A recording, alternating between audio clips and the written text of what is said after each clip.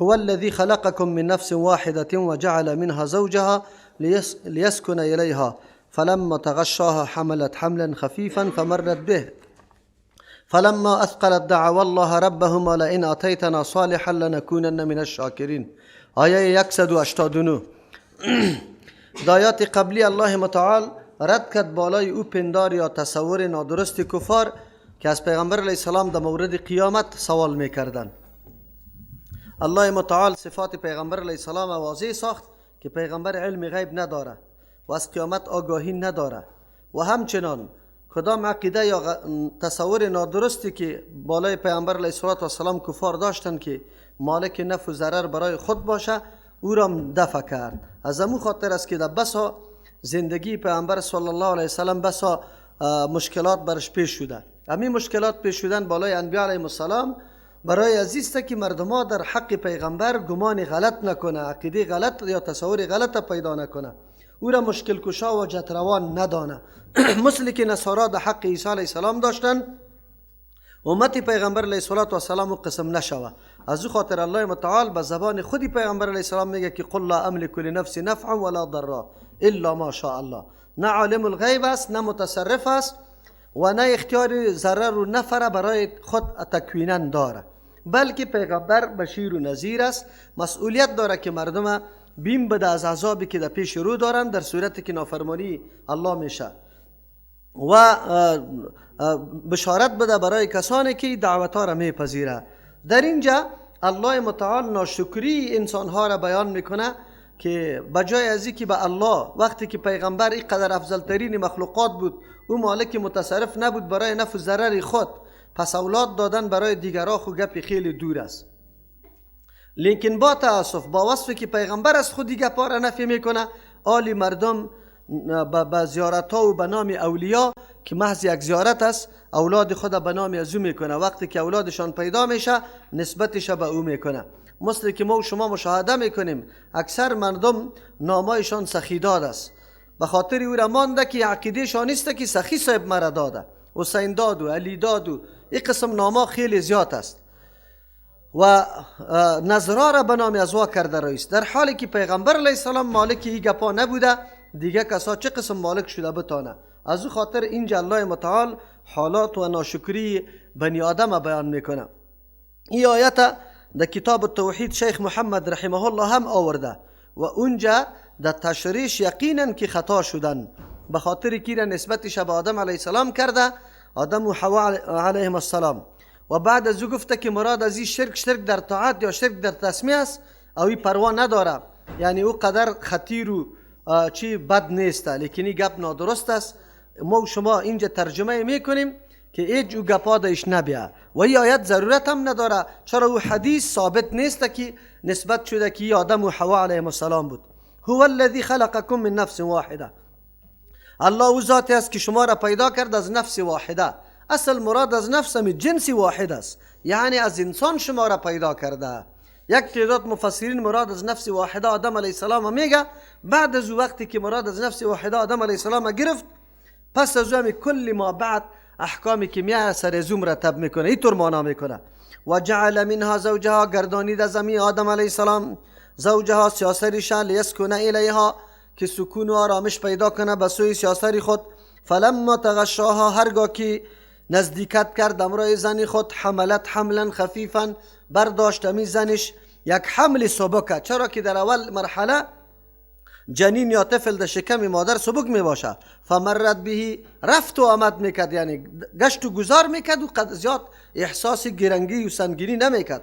فلما اثقلت، هرگاه که این حمل گرنگ شد، دعوا الله ربهما، طلب کردن از الله متعال که مالک متصرف هر دویشان است.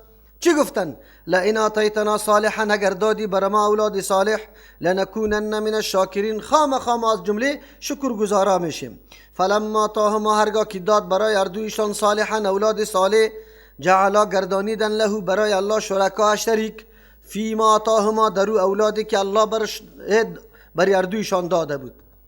و شرک چی کرده بود؟ نامش عبدالحارث مان، شیطان برش آمده بود که اگر نامی ازیر عبدالحارث نمانی اینی قسم میایه، اولادتان ناقص میایه یا اینطور میایه.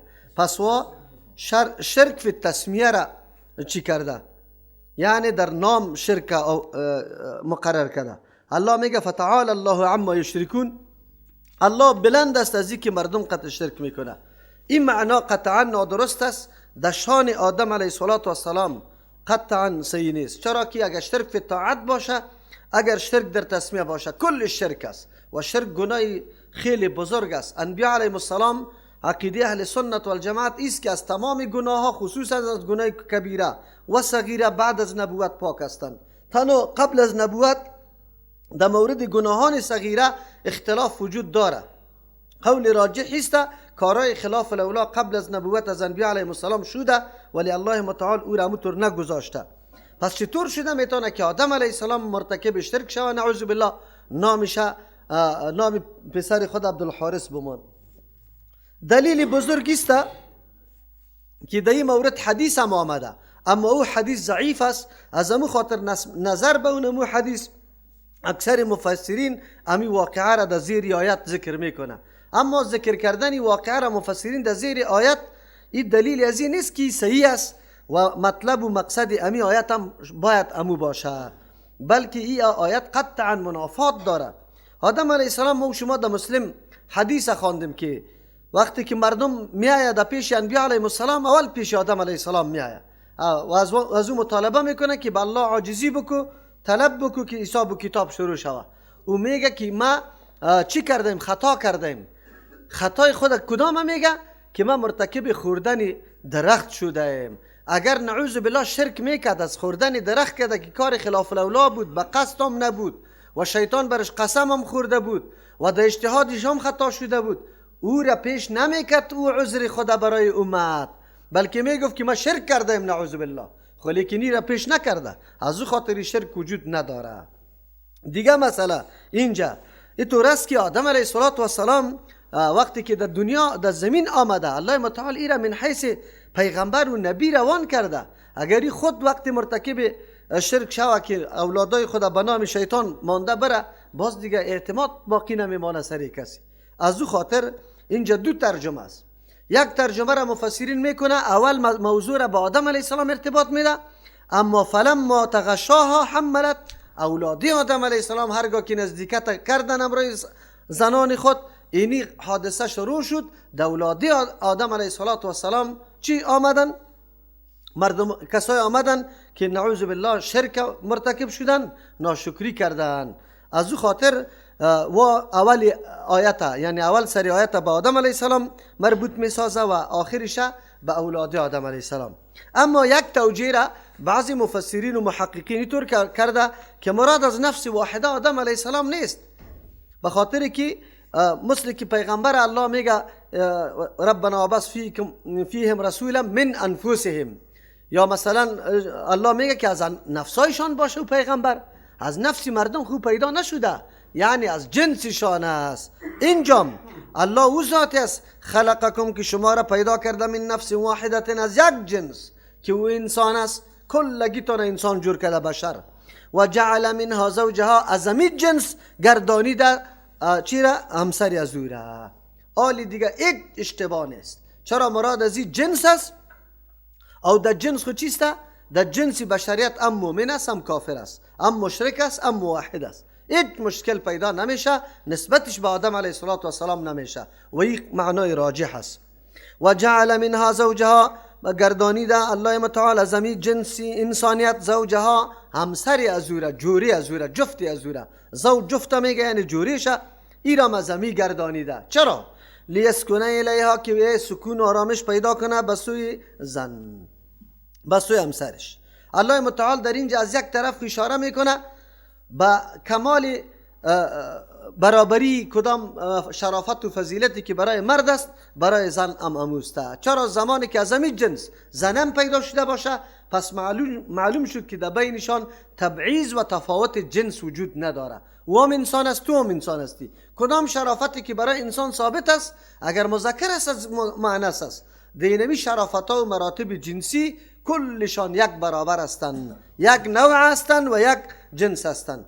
پس اگر کسی تفاوت یا تمیز در بین دو قشر به وجود میاره که حتی زن من حیث یک انسان هم شمار نمیکنه، مثل که بود از زمان سابق در دیانت های سابقی قدیمی امی گپا موجود بوده. حتی یهود انسان فکر نمیکرد به زن و این را خیلی در مرتبه پایین قرار میداد. قرآن کریم می تصور غلط رد کرد و این را خط غلط سرش کشید و گفت که نه، زن از جنس شما پیدا شده، کدام شرافت و منزلت که برای شماست برای زن هم است. یک تصور رد کرد. دوم، هدف از پیدایش زن چی است؟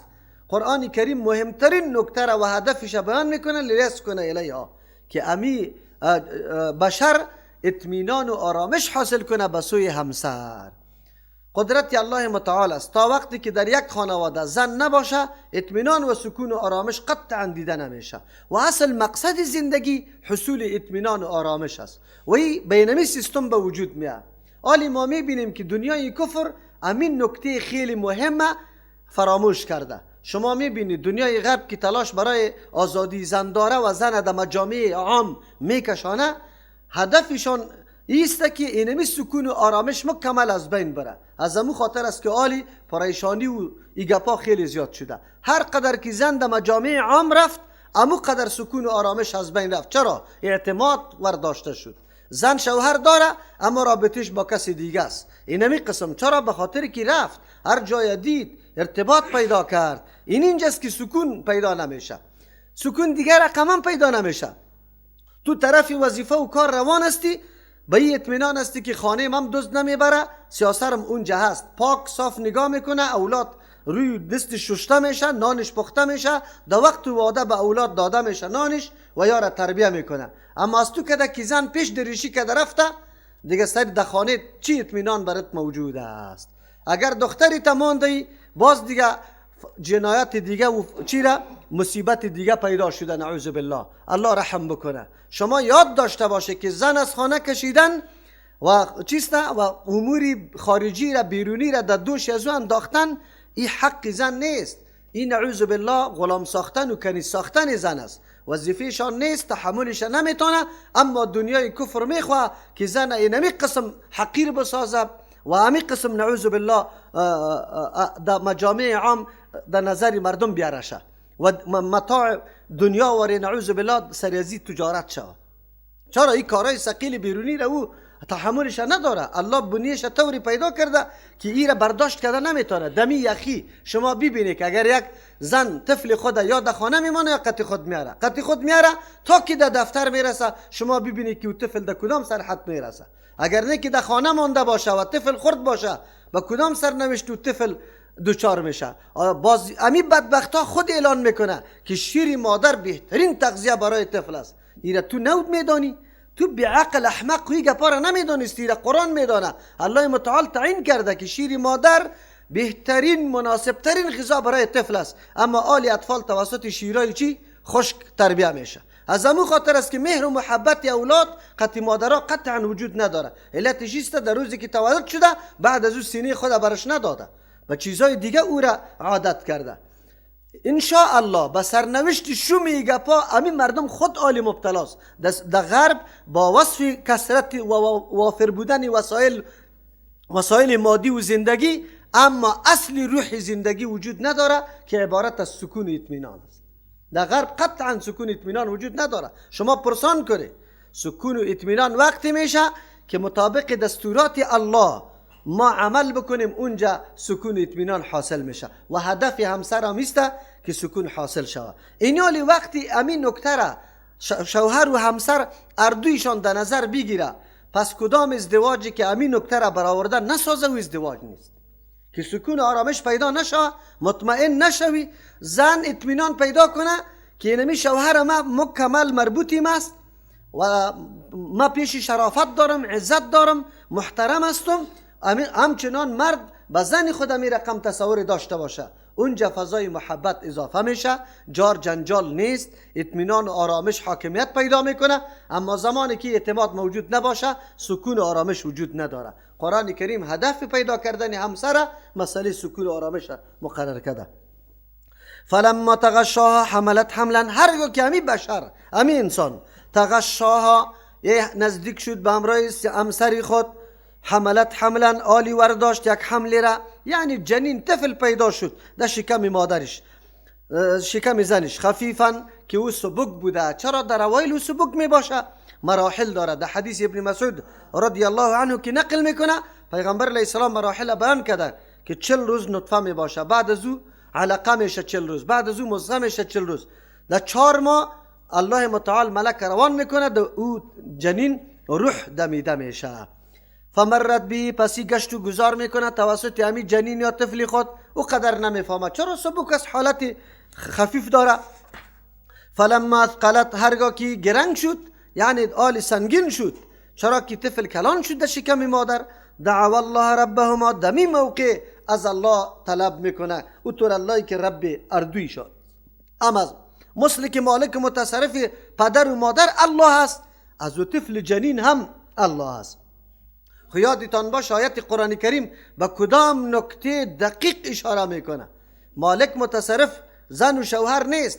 طفل در رحم مادر پیدا پدر و مادر نکرده، در اونجا تربیت پدر و مادر نداده، پیدام الله کرده و تربیتش هم الله داده. اما اللهی که از امی پدر و مادر است، در کدام سرحد و مرحله که یار رسانده، اونو طفل هم کلان ساخته و در یک مرحله رسانده.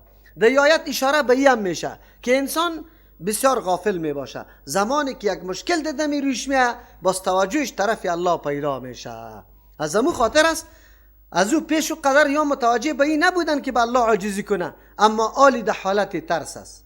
یک ترس خویسته که نشوه که طفل معیوب ناقص یک چیزی دیگری در دنیا به وجود بیا، نعوذ بالله شکل سگ داشته باشه، نه شکل خر داشته باشه، باز چی میکنی؟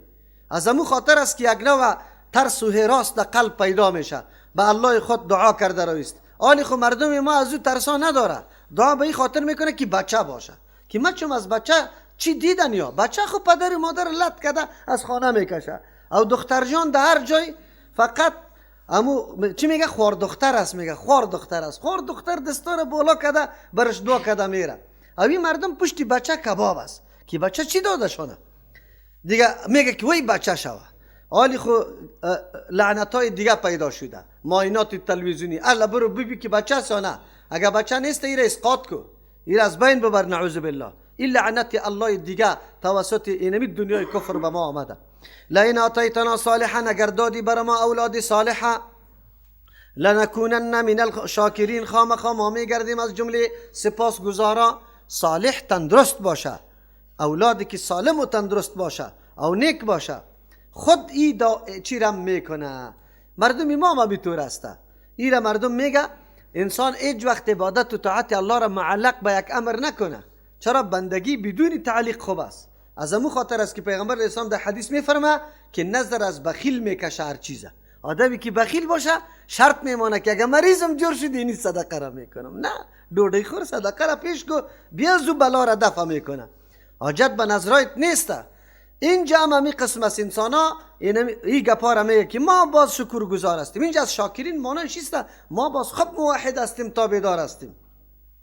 فلما آتاهما صالحا، هرگاه که بردو پدر و مادر داده شد صالحا اولاد سالم تندرست، جعلا له، شروع کردن برای الله، گردانیدن برای الله شرکا شریکا، فیما درو چیزی که آتاهما داده بود الله برای اردویشان، با اقسام مختلف شرک شروع کردن. یا است که نامشه کی ماندن؟ نامشه شرکی ماندن، سخیدات، حسینداد و علیدات ماندن، اینا فلانی داده میگه. یا است که او طرخو نکرده، خود که مردم از پیشش سوال میکنه چی میگه؟ از برکتی سخی صاحب بر ما داده شده نمیشود اولادم. گاهی دا آقا خیلا چی میکنه؟ شویشتار خوردم اینا بچه پیدا شد. این کل شرک است. شرک خو میشناسی؟ چرا که نسبتا را به او کرده رایسته، نعوذ بالله. گاهی اولاد برده خانم پیدا شده دیگه شرکی شالی سایکو. حالی چی میگه؟ شوی چند میگه؟ شوی شش میگه؟ شوی هفت میگه؟ چی میگه؟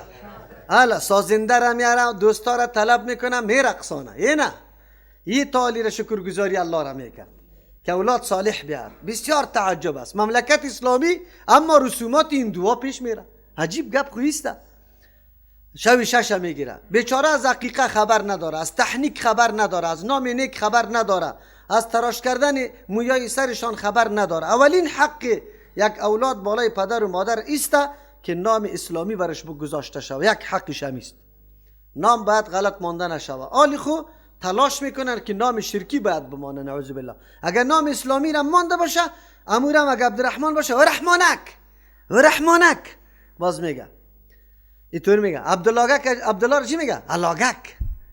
چرا اینطور میکنی؟ نام اسلامی مانده ای، با نام اسلامی صدا بکن. افسوس است مردم که میگه سابق اگر یک حلیه و سیرت ما اسلام می بود، او خو هیچ وجود نداره. به نام هم که اسلام نامیده میشدیم، امورم تغییر دادن، به نام هم اسلام باقی نمانده. شرکای مختلف هم میکنه، یا نظرا میکنه. نظر یه خیرت است. اولادم پیدا شده، این بوز کجا میبری؟ دو پیان شریف چی میکنی؟ فتعال الله عما یشرکون، بلند و بالا الله متعال از آن چیزی که این مردم شریک میسازه. کل امور الله کرده. پیغمبر میتونه یک جنین در رحم مادر تربیه کنه سالم و او را مراحلش طی بکنه؟ هیچ کس نمیتونه، نه آقا، نه پیر، نه ولی، نه فقیر، نه پیغمبر. اما مردم نسبت ها را به او کرده رویست. اولادش نمیشه، ده 100 زیارت زن خود گشتانده رویست، ده 100 زیارت. خودش پس میشینه، زن قراقتی ملنگای اعلام میکنه. باز پس که میگه اولاد شده، نعوذ بالله. این گپ بر ما مناسب نیست، اما این واقع شده. مردم در بدر شده. این کلش مراکز فساد است. شما بری امیالی بری در شهید و شمشیرک که چقدر مرکز فساد در اونجا شروع شده. در شهدای صالحین بری، در مزار برو که باز حالات چی رقم است، چی گپ است. کلش به نام دین، اما توهین دین، خرابی دین. و تاسف در اینجاست که امون مردم ها بالکل سکوت اختیار کرده از طریق دولت و چی داره؟ ریاست داره، ریاست روزی سخی. عجیب است. الله رحم بکنه. شرک چی را میگه؟ ایشرکون ما لا یخلق شیئا، آیا شریک میسازم رای الله آن چیزی را که هیچ چیزی را پیدا نکرده؟ آیا خالق کسی هست غیر از الله؟ عذابناکترین ضرر خالقش کسی هست؟ ترکیب میتونه لین مثبت و منفی را یک جای میکنه، برق تولید میکنه، سرکوب جور میکنه، پرا را برش میده که از او برق تولید شود. این کارا را میکنه. مواد خامش خالقش کیست؟ الله متعال است. این استعدادی که به انسان داده که از این ترکیب یعنی منافع را شما باید به دست بری، یا کی داده استعداد؟ خالقش الله است. از او خاطر الله اینطور سند و دلیل پیش میکنه که کسی هم جواب داده نمیتونه.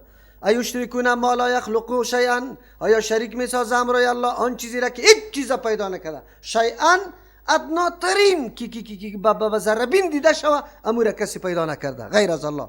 و هم یخلقون، خودشان پیدا کرده شده هستند.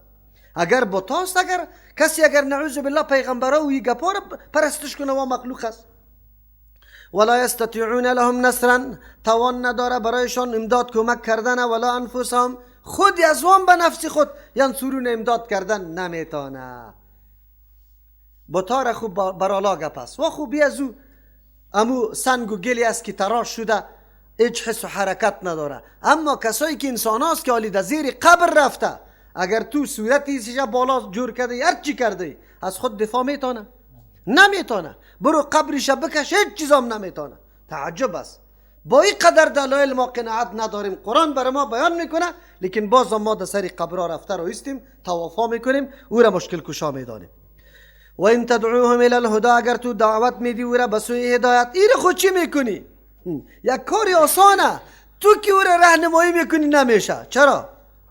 لا یتبعوکم، دو مطلب داره آیت.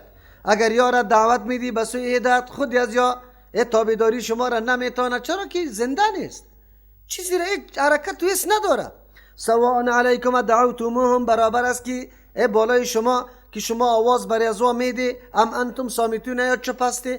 برای ازوا آواز دادن و چپ ماندن یک برابر است، بوت است.